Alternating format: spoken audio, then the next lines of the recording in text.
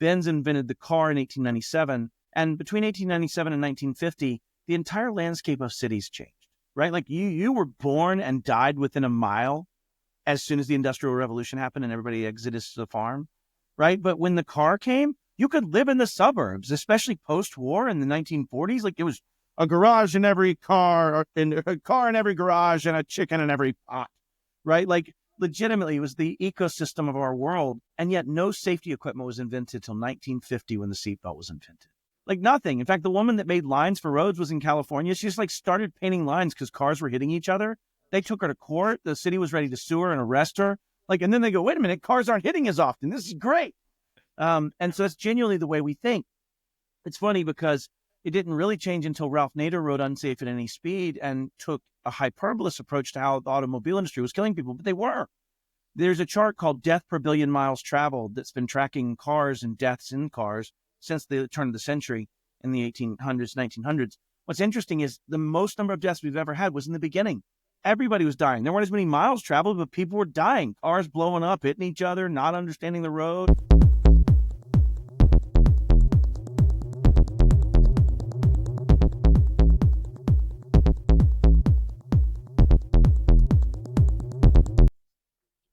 Hey everyone, welcome to the IT Collab Podcast. My name is Brandon Barnes, and I'm joined by my co-host, Nathan Taylor. And today our special guest is Matt Lee. He is, well, there's a lot of titles you have on LinkedIn, just to let you know, Matt. So we're just going to go with hacker. It works. I'll take it. Security guy.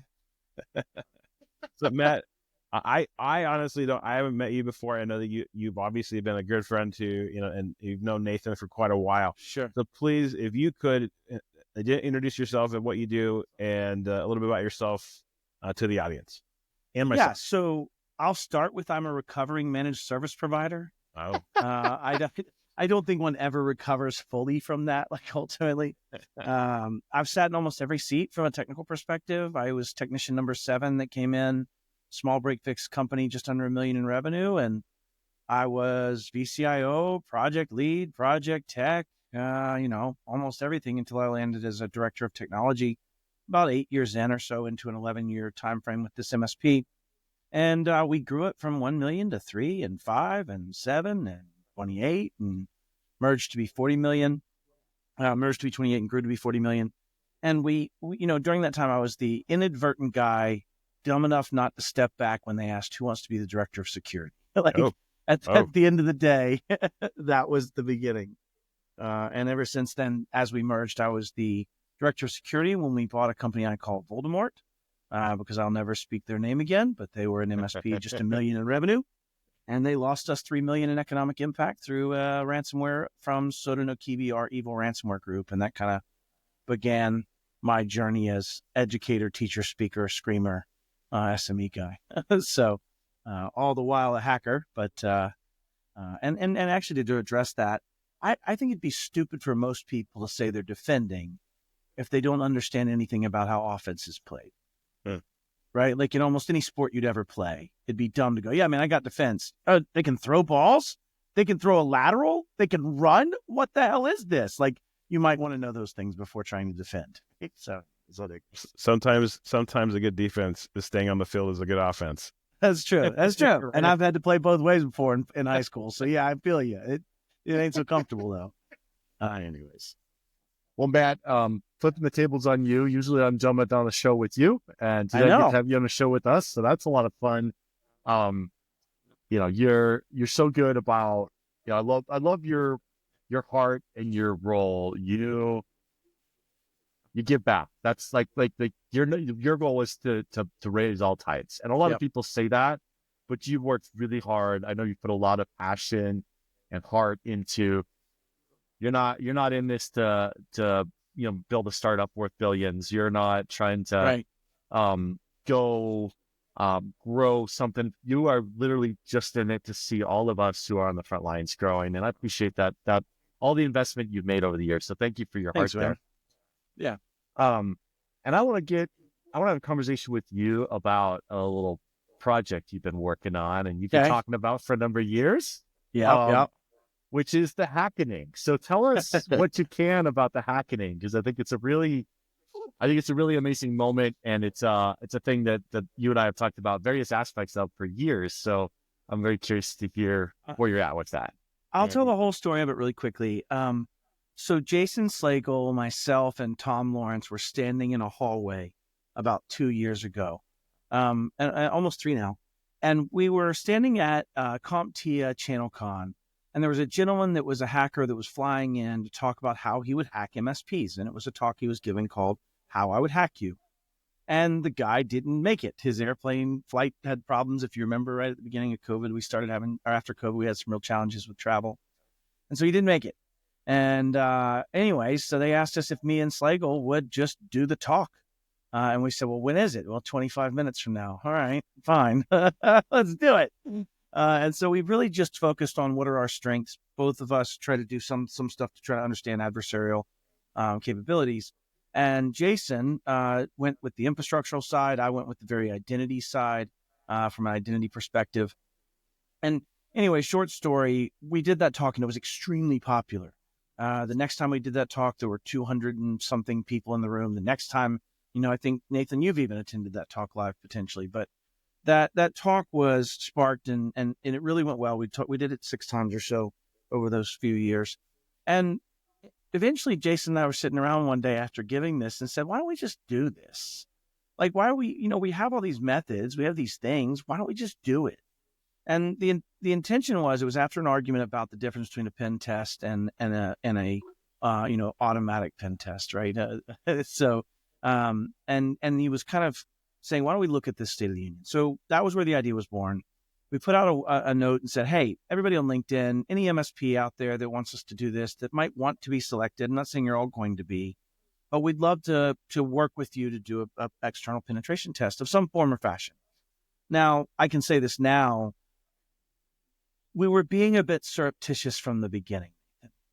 Our intention wasn't really necessarily to put in hundreds and hundreds and hundreds of hours into pen testing these MSPs. Now, we did put a lot of time in.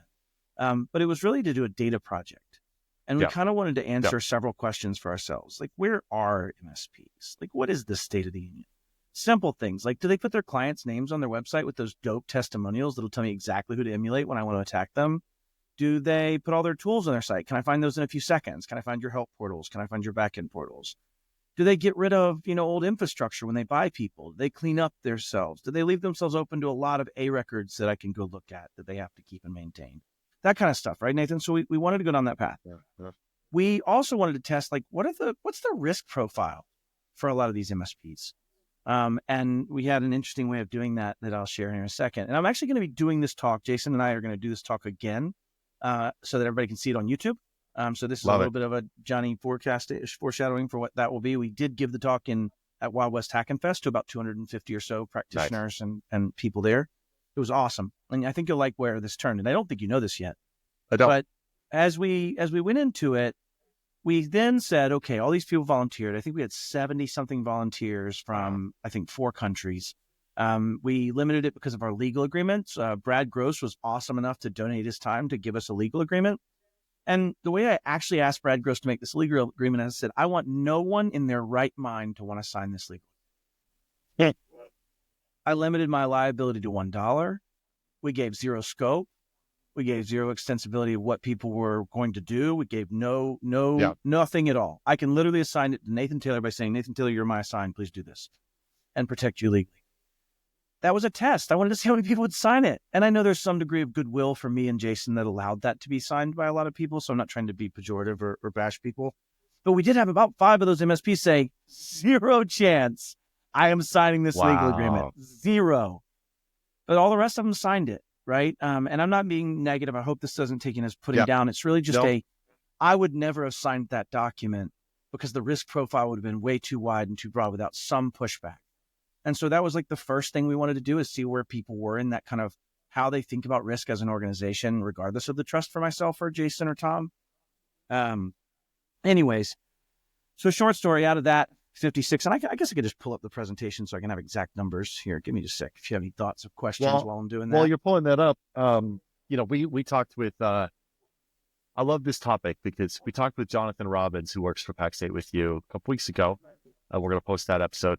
And our conversation with him was about when he used to work for us at Machine Logic, and just the stress we felt over knowing enough to know what our exposure was as an MSP. Yeah. When you know, then you start to think about yourself and you go, man, how often are we applying our security techniques to ourselves? How much time? It's not revenue generating, right? To go clean up your own, it's not driving new business. It's not solving stuff off the list. It's, overhead. It's going back and cleaning your own house. Do the cobbler's kids have shoes? And a lot of MSPs, they don't. Yeah. 100%. And talking about just that stress. So I think it's amazing that you kind of went through and said, hey, let's test this hypothesis. And the open source intel that you built out there, it's terrifying. It's staggering. But on the flip side, how easy would it be to build an AI bot, say, hey, I want to attack this MSP, go do these 75 things. Yeah. And it comes back with a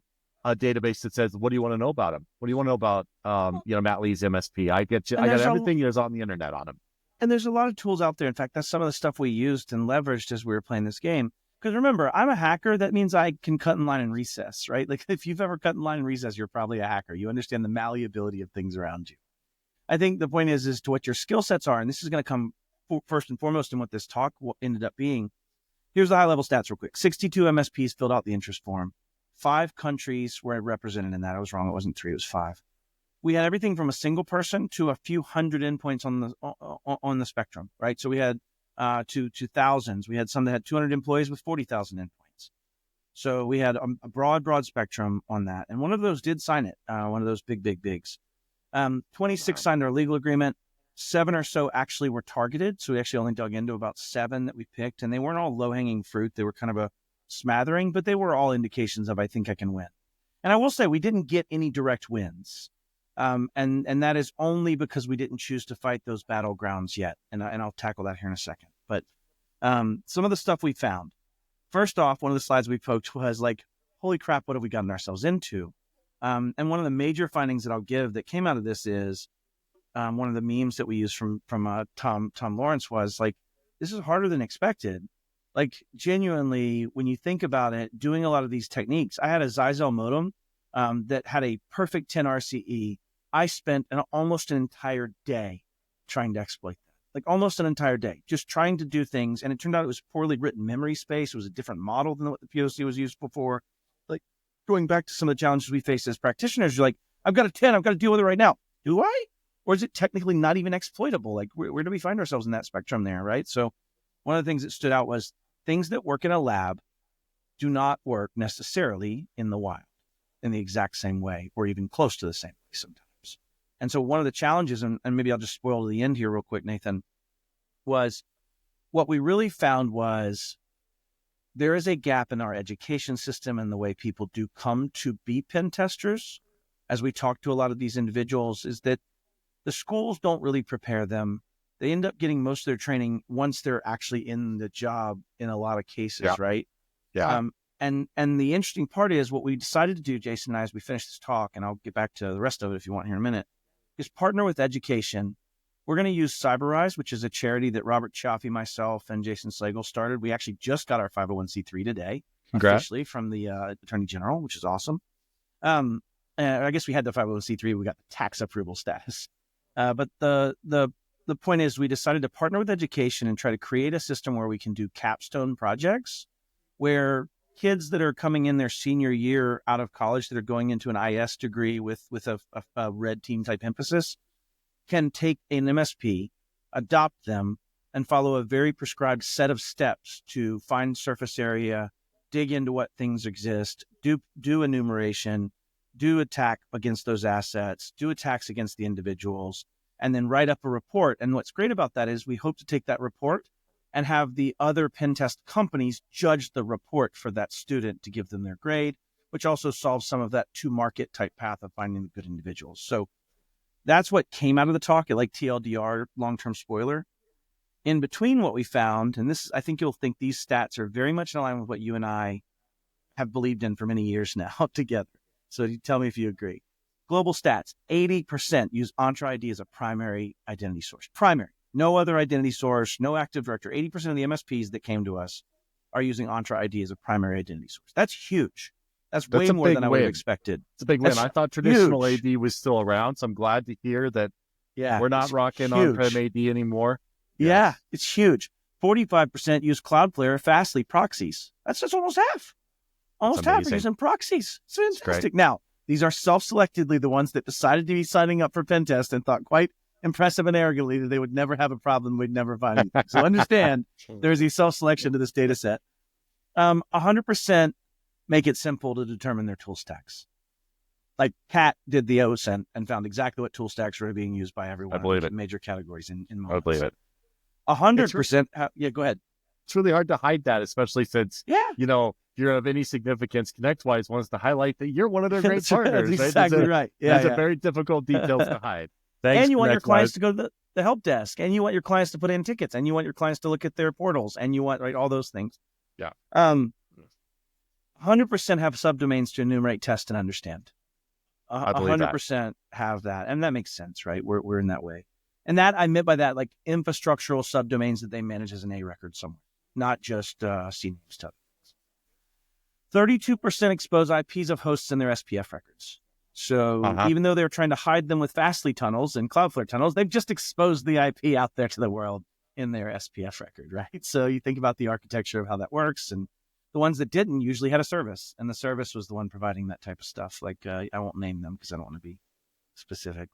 55% list employees on their website, which makes sense. 58% list clients on their website. Of the 7 MSPs we actually selected, there were 376 hosts exposed to the internet. I just want to let that sink in for a second. 376 hosts exposed to the internet, 7 MSPs. Of which, how many were in one client? There were 62% of those hosts were with one MSP. And it was a major MSPs that's buying and rolling up clients. Of course. Yeah. And I will say that those probably have the highest risk of everything we've seen in this. And it's can you explain more on that one, Matt? Like what does that mean when the hosts are just for how many hosts are out there is how many actual records I can attribute of devices exposed to the public internet that I can attribute back to your organization through A records, things you've made in DNS, through errand blocks that you own and host in some ways, right? Now, there's a little bit of fuzzy data in that because sometimes MSPs use their own domain name to make A records for their client stuff, which that could be a problem. Yeah. Because we found a few interesting controllers. You're like, why would that be? That looks like, okay, that might be for a prison. Let's leave this alone. But yeah. So of that, I mean, 62% won in an MSP, and that's because what they do, Brandon, is they buy an MSP. They don't plan to integrate. No. They let the old MSP stuff sit around. They let it just kind of decay on the vine. Yep. And what was great about it is, and we'll get into this in a second, is I found a lot of challenges because Microsoft is good at what they do. Like, don't let anybody hear me have said that, but like Microsoft's actually pretty damn good at locking out accounts on Smart Lockout. Like we ended up using a Linode instance to have IPv6 to have a few billion IP addresses to spray using. They're still pretty good at locking out either way, just against the attack against that in assets. So going back to what I mean, one of the big MSPs we found actually had an LDAP-S instance that was clearly pointing to Microsoft that allowed me to get around all of those throttles and auto lockouts and let me just spray passwords until the cows came. And so it's things like that where you just don't think about that kind of infrastructure that you leave up and you just don't deal with. But their Wi-Fi's easy to get on. Well, and it was exposed to the internet. They left it wide open to the internet anyway. Oh my goodness. And so it was just a front end for their employees to sign into their portal, right? And so once I could get a valid password, I would transition to going against the other side. Now I say could. As we go through this data, what we really found was that 80% line minus the one big one that wouldn't get rid of old stuff. And there were a few others that had some old stuff, but all you have to do is say blank acquires blank, search in Google. And when you find that, those are the hosts. But then we found an even faster way of figuring it out by using a product called Trevor Spray. Trevor Spray lets you dump every single domain stored in your Microsoft tenant. So like I could just go to sourcepass.com and take out every domain you might have in your Microsoft tenant without you knowing I'm doing it, right? It's just an enumeration-based methodology that's done through Trevor Spray. But short story is then we could enumerate those, find more A records, right? Expand our space and find exactly where they were acquired based on the A records tied to which domains that were the ones being acquired, right? So that's kind of what we were able to do. But that said, we really got to a point where if you were in that category of 80% where you were primary identity Entra and you had not done something numpty-ish and left servers exposed that gave me a lot of actual force multipliers, then it was that battle. We had to line up and shoot at each other there. It was how good you dealt with that, how well you dealt with like even stupid stuff like if you just use first initial last name, I can find all of your email addresses in a few minutes. If you use first name, last name, it takes me a order of magnitude longer to do so, like days and months. And even then I'm having to trim the edges. Why? Well, if I'm doing a build all possible email addresses that I can test for a method I'm using in Trevor Spray, if it's first initial, there's only 26 of them. So I'm only at most 26 times the number of common last names, not number of common first names and number of common last names. That number gets very large. It's hundreds of thousands times hundreds of thousands instead of 26 times 100,000, right? So it's a huge difference in that cost and scale. And so it's like simple stuff like that. But my point is, we're lining up and shooting at each other on the lines of Entra. That's it. If all your stuff, even your help desk stuff, all that's tied behind Entra, and we're shooting at each other, the only place we can shoot at each other is Entra, right? Like that's it. And so we actually found that 80% of the MSPs that were there, now it's really just a matter of getting that stuff configured right. That's it. And a lot of what y'all do in your own practice, right? But like, that's the cool part is it validated stuff that I've believed in only through my own frustration and failure. And it's just delicious. I mean, that's right. I can't get in. Oh, because it's Entra and they have Smart Lockout and they're using great stuff and they have, MFA and they're using FIDO. So that did bring us to the only ways I'd have to fight you is phishing, token theft, right? And mostly it's that space for social engineering, things in that nature. Yeah. So that's what we've come to the conclusion of. And I didn't feel like phishing a whole bunch of MSPs for that purpose. Yeah. I did do a little social engineering and asked Robert Chiaffi's employee to help me out with testing a tenant domain. But he freaked out, blocked me on LinkedIn and told Robert I was so proud of him. It was wonderful. That's great. That's great. I think it's really encouraging what you shared. I was not expecting this twist in the story that, hey, the people who have really invested in modern, you just like, hey, don't have that RDP server, that SSH server, that VMware, whatever it is. Like you don't have stuff exposed. You use halfway basic, configuration of 365. You're in a better spot than, a lot of people. Yeah. I don't want to be the FUD guy. Okay. But in the last day, I've had my socks rocked by Google's AI. Okay. And it applies to this scenario because I think there's an escalation coming. One of the things I'm seeing is that AI is accelerating things. The world is changing faster and faster and faster. And where we used to go, I now have to get MFA in the next 6 months. I now have to get, I have to be able to do ransomware in the next 6 months. Like we had time to dig into these new issues. I think AI is changing that time to market for the threat actors and making it faster and faster. And here's my concern. Google has this new product called Google Notebook LM. Okay. And I can go to this website and I can say, here's 4 articles and a YouTube link. Create a podcast episode for me with this. You hit a button, 3 seconds later, it created a podcast episode. The voice sounded like mine, maybe just coincidence, but it sounded like my voice. Yep. It's better than the content we produced here. It was perfect. It was banter. And it took 3 minutes for me to build this. And I went, hold on. That was insane. I have a 15-minute content, a podcast on 3 topics I pulled together. And I thought, I could use that same technology for what you just talked about and really do some the social engineering, scary social engineering. 100%. Hey, I took all the OSINT you just took. I know all your employees. 100%. I know all your customers. I know all your tools. I have a standard script. Hey, this is Bob from employee B. My ConnectWise isn't connecting. Can you help me reset my MFA with my FIDO token? 100%. I've got all the details lined up and I sound like him. It's fun. I get it. No, but I'm really, that's what I heard when all that you talk about. Okay, they're all really good because they're on Intra, but the OSINT you collected was scary. Yeah, for that reason. And that is the battle line, isn't it, Nathan? Like it at is the end of the day, the battle line is the speed and reduction of barrier to entry and speed of play with respect to social engineering and profiling of target victims. I think Yes. like I was talking about this yesterday on some podcast. I don't know what it was, but I was talking about this yesterday about that challenge of like, I can go train an LLM to say, look at Nathan Taylor. I want you to take in consideration his crystal nose report, which tells me about his disk profiles.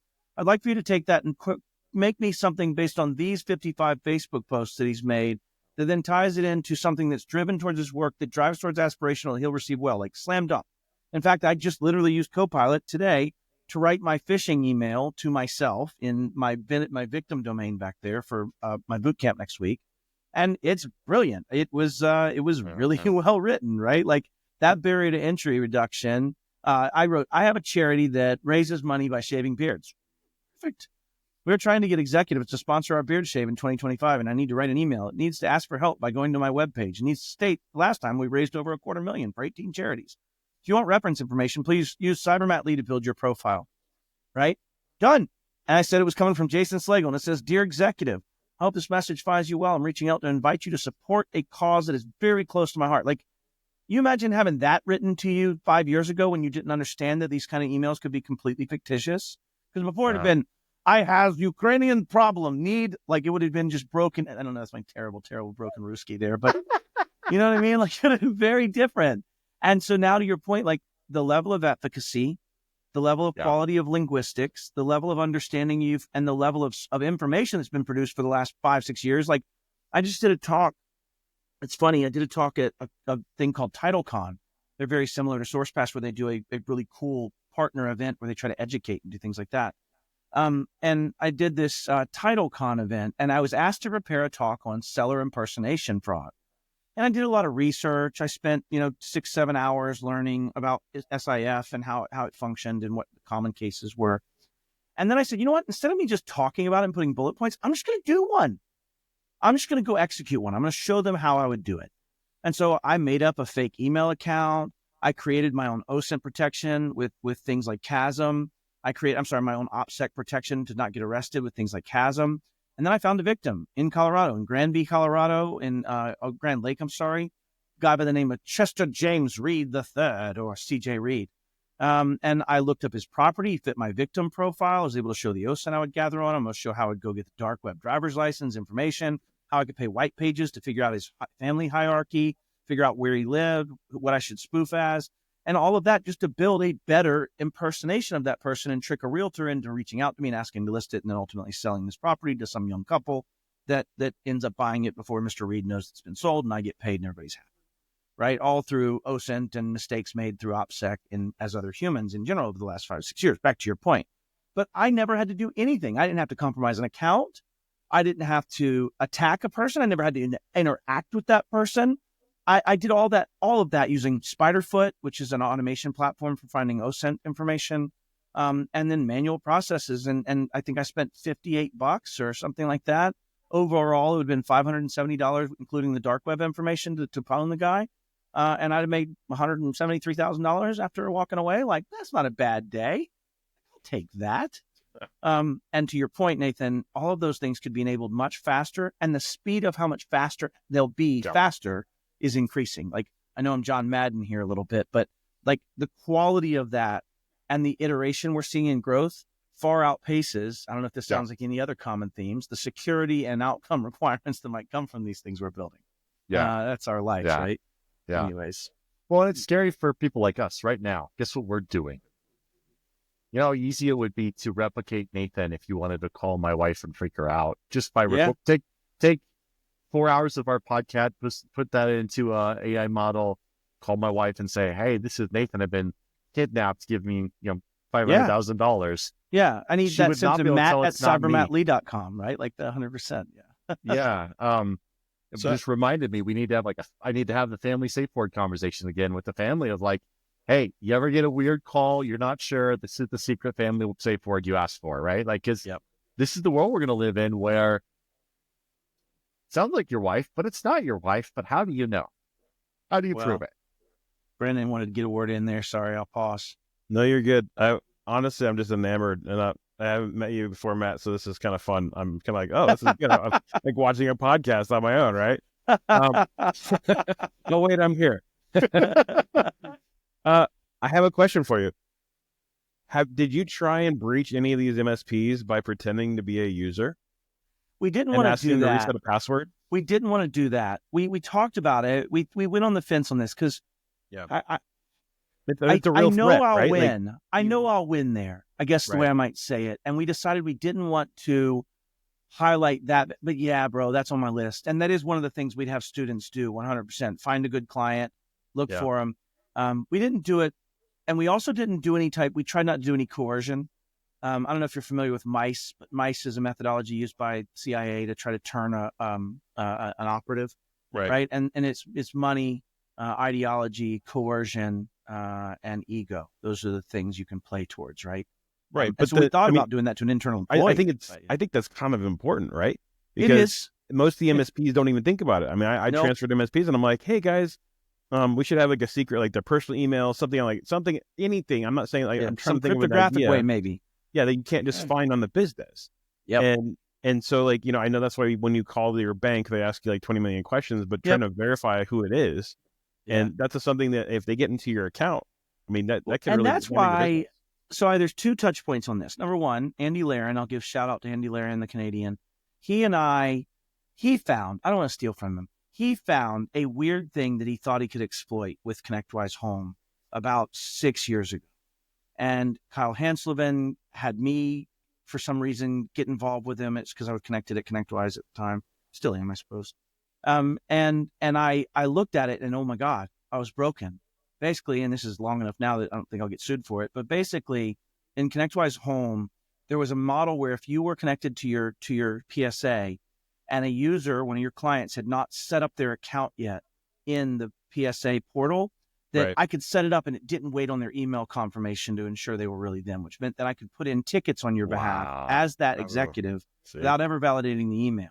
And then once in, you could mess with how you wanted email alerts sent. There would always be one to alert somebody, but what's the likelihood of that actually turning into an alert for someone? And so basically over a weekend, ConnectWise reset all the MFA tokens and passwords for all those. If you remember, there was a time where everybody had to reset back in like 2018. That was your fault. That was me. Yeah, that was me. Good job, Matt. But the point is even at that time, I was like, how the hell would I ever deal with this? Like when that came to my face, and I'll tell you how ignorant I was at that time, I was like, oh my God, this is a problem. Like, how would I deal with it? And to your point, you could have safe words, you could have date of birth, but all those things become OSINTable to some extent, usually, right? People are fairly patternistic. So you have to take cryptographic means of doing that, in my opinion. And this actually goes back, Nathan, if you want to, like, long-term, Matt said this on my show. I do think that we're on a collision course towards verified identities. Yeah, I think we're, even if it's in an anonymous way, something in the nature of VID, like DID Ion or DID Web would be the 2 competing technologies in that space that allow me at some point to be proven that I'm Matt Lee and allow me to present that credential to others without necessarily having to ever see my driver's license information, maybe not even name, but just know that at the end of the day, it goes back to a one-to-one warm, wet body, right? And having that ability to still maintain anonymity if possible, but also be able to actually cryptographically say, is that Matt? And then back to your point, Nathan, going back to like what you solved years ago, right? You gave a push notification that said, hey, are you actually this client? And actually calling in, boom, yes, 81 it is. You're right, that's you. That kind of mechanism and stuff at a family personal level at least could allow some of those type of validation of possession of the asset and make it down to where you have to take this out of my hands rather than doing it remotely, right? Not a lot of those cases, but it's terrifying, Nathan. I agree. Yeah. The DID, the verified ID thing, I think is absolutely right. The other technology I think that is just headed for a crisis, is already in crisis, is email. Oh, bro. The amount of business email compromise and how much money they get through it. But it's the email. It's the fact that the email is the identity primary source. Yeah. Right? Like it's a BEC only because I popped your creds and now I have access to your Teams, and that's the next frontier, Teams and email. And it's really, Nathan, we're back to just its core identity. I mean, it's still core identity. It's just which stick am I holding while doing it, right? Yeah, but it comes back to that same thing though of like you said, all of a sudden I still verify that I've sent you an invoice over email, but email's the most spoofable, messable. Yeah. It's just like at some point, as an employee, you're like, I get my HR notifications, including that I need to do my security awareness training and I need to reopen enroll. And the next day I get a phishing test from KnowBe4 that's exactly the same. So what are you Yeah. expecting out of me? Yeah. What do you want me to do here? Because I can't do both of these. These are incongruous. Like, stop using my email for official things, or tell me I can use it, because you can't Yeah. say both. And I don't have the answers, but it's a real we're stuck because email's so hard to verify. It's just brutal. And it is in two ways. One, systemic challenges. Like, can I verify it systemically? DKIM, DMARC, BIMI, all those go a long way towards that validation end. Sure. Can I validate that Nathan didn't just become bad Nathan? Right.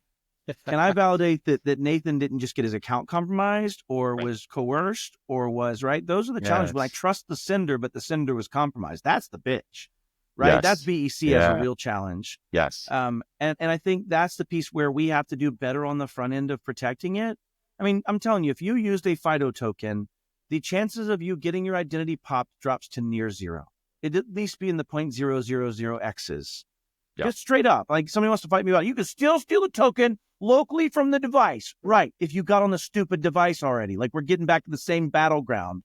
Well, but you can replay. Great. Unless I have really short session lifetimes and a lot of anomaly detection and continuous evaluation. And you'd be like, yeah, it's a battleground. And what I love to say about this, Nathan, is like, when you go down that identity front plane, there's a double-edged sword. BECs are one of those edges, right? That you're now tied to that one identity. I can access everything. I am your identity. Great. But the other side of that is, do you know why guerrilla warfare sucks and why we won the American Revolution? Because it's really hard to defend from dudes shooting at you from the tree or laying down on the ground in hundreds of different places. Significantly easier when we all line up in pretty coats and shoot each other until the rifles stop reloading, right? And so Entra brings us back to line up and shoot each other. Like, I would just argue to anybody that says that you should have had better controls on the front end of your identity. That's it. Even if you're being tricked out of it, tricking me into it, and I have a FIDO token, you got to be next to me to trick me into using it. Right. Like, it takes social engineering way away. Yeah. So I really think that this is simpler than we like to make it, and that we always try to think of the next fear to get rid of the basics we should be doing, like that we know we should be doing. As a human species, not just this present company. But anyways. Well, and it goes back to that same thing of we just don't know how to comprehend the world around us, right? We're afraid of flying, but we'll jump in a car. Sure. Like, we just that was your risk statement the other day. Yeah, 100%. That landed. Like, I don't remember why you were saying it, but we just don't know how to analyze risk at all. We don't think it through. We're afraid of bad lunch meat, but we'll leave stuff out on the counter. Whatever it is. Eat last night's pizza, right? Like, it's like just we're not good at analyzing this. The lizard brain takes over and fears the wrong things, and it's very hard to navigate risk. Yeah, so 100%. Well, it's funny. I have a talk that I do. I'm sorry, Brandon. Go. No, I'm listening, but I just think that it starts with, just like you said, the basics. Yeah. I mean, if you just start with the basics and layer your security, I mean, in the end of the day, when I started working in IT, I worked for the government, right? And all we did is we walked around and we put little locks on the back of the PCs. Sure. Right? Not that you can't kick it off with your shoe, but it's preventative, right? He says putting his lock picks down. Yeah, right. I suppose. But I think it's the simplicity of, usually it's the easiest one. I'm going to go after the company that has the least amount of security, because that's just easier. And right? they're lazy too. It's an ROI. Okay. Oh yeah. If you have any movie or anything you watch, is if someone really wants to get in your environment, I'm going to win. I mean, come on, we're going to do, we're Mission Impossible. Let's go.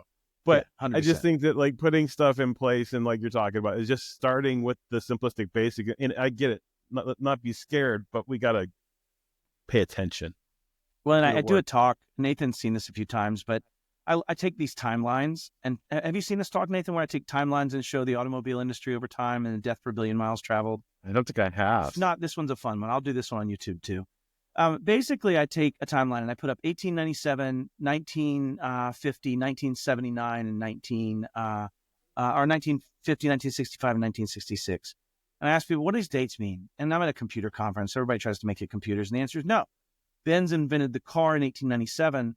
And between 1897 and 1950, the entire landscape of cities changed, right? Like you were born and died within a mile as soon as the Industrial Revolution happened and everybody exited the farm, right? But when the car came, you could live in the suburbs, especially post-war in the 1940s. Like, it was a garage in every car, and a car in every garage, and a chicken in every pot, right? Like legitimately, it was the ecosystem of our world, and yet no safety equipment was invented till 1950 when the seatbelt was invented.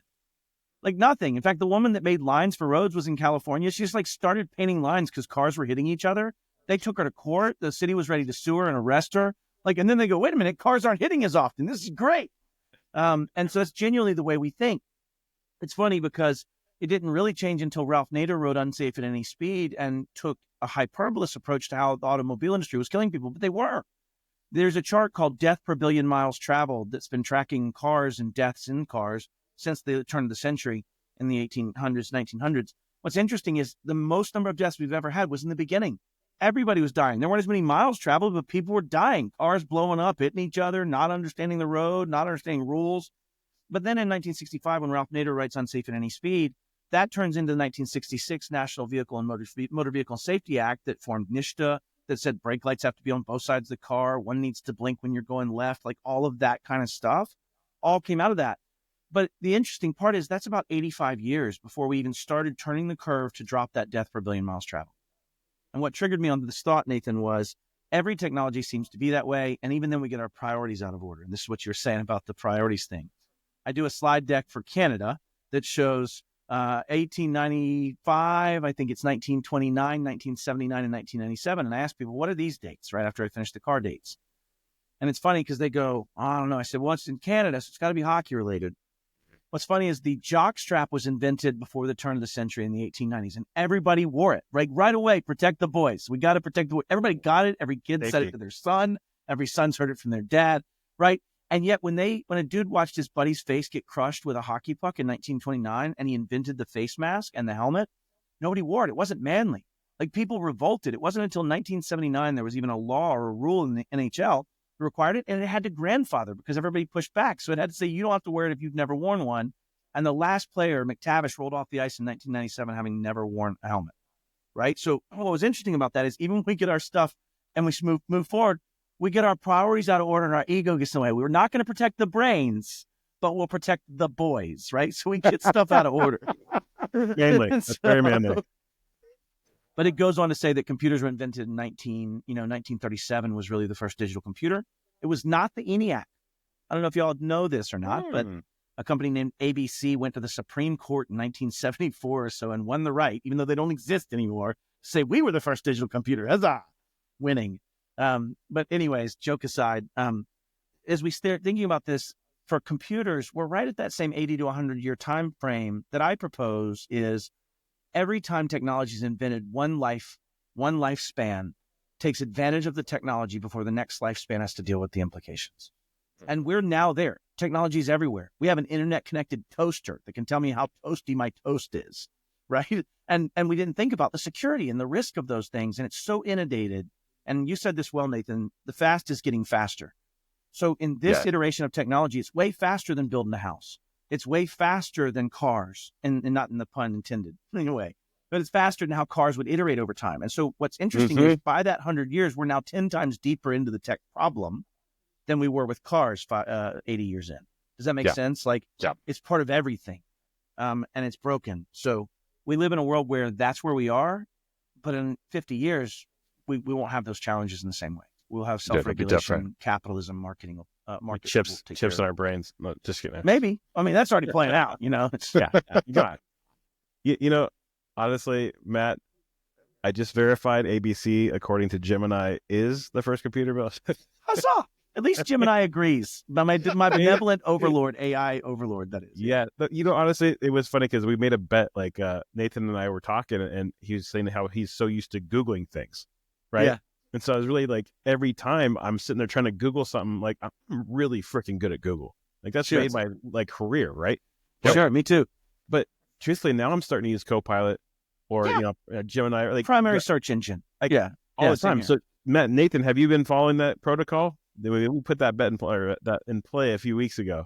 Some.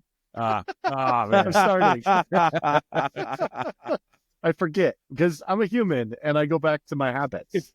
Which is the root cause of a lot of this, right? I just started putting like the chat right there on my phone, so I don't have to. Because every time I go there, I'm like, why am I looking through all these articles? Oh yeah, Gemini, dang it! What's interesting, and you might take an approach, and I think this is fun. My brother's a data scientist, AI guy. And when we were dealing with the aspects of getting a vaccine or not, right? So I'll take it to a somewhat, tense conversation, maybe not now as much. Man. And it was great because he said, Matt, stop Googling the way you're Googling.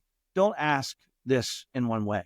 He said, Google and AI, even in LLMs, to some degree, is trying to respond to you the way you asked it, right? And so what's a great thought experiment is go Google, are vaccines good for me?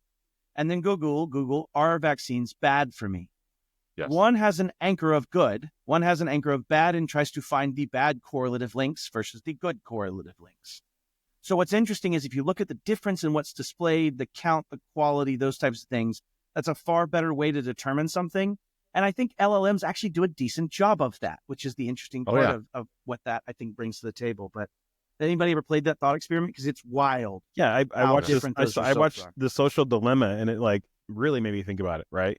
Their A/B testing methodologies and things they did in the early days. And also the algorithms that as soon as you start doing that, and all of a sudden the algorithms start kicking in, and all of a sudden you're going to see, oh, they're good for you. But if you're strictly bad for me, you're going to see nothing but bad for me. Yep. We go either way, and that's a whole different discussion that we could spend time on. But yeah. And I'm always in for it.